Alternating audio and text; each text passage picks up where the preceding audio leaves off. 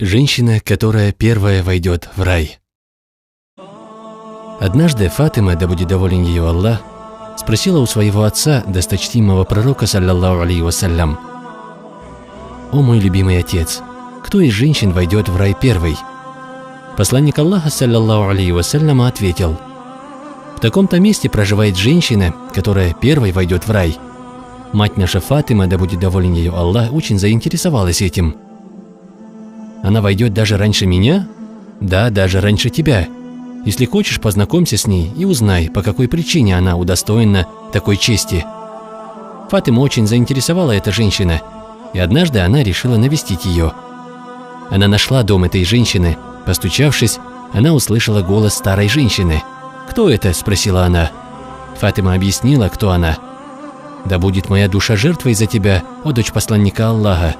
Я очень хотела познакомиться с тобой, но поскольку я не выхожу на улицу, не смогла тебя проведать. Это милость Аллаха, что ты пришла ко мне. Прости меня, но я, к сожалению, не могу открыть тебе дверь, так как не спрашивала разрешения у мужа. Если придешь завтра, я спрошу разрешения у мужа и открою тебе дверь». Фатима ушла и на следующий день пришла вместе с сыном Хасаном, да будет доволен ими Аллах. Но женщина поняла, что Фатима, да будет доволен ее Аллах, не одна. «Извините, но я у мужа спросила разрешение только для тебя.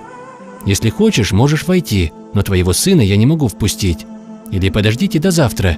Я спрошу у мужа разрешения, и завтра зайдете вместе». Фатима и на второй день не смогла попасть к этой женщине.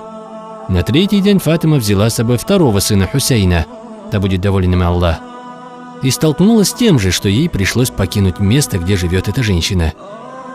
На четвертый день женщина впустила всех, так как для всех спросила разрешения у мужа.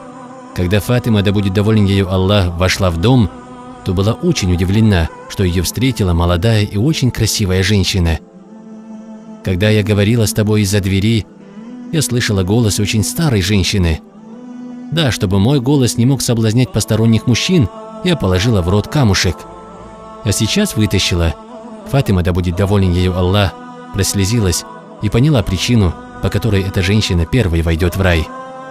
«О дочь посланника Аллаха, справляюсь ли я со своими обязанностями перед мужем так, как нужно? Боюсь, что мне придется отвечать за это перед Аллахом».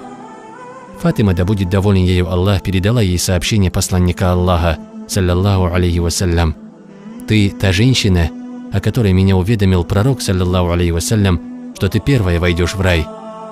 Ни одна женщина не сможет сделать даже одно дело из тех, что делаешь ты». Немного побеседовав с ней, Фатима, да будет доволен ею Аллах, ушла.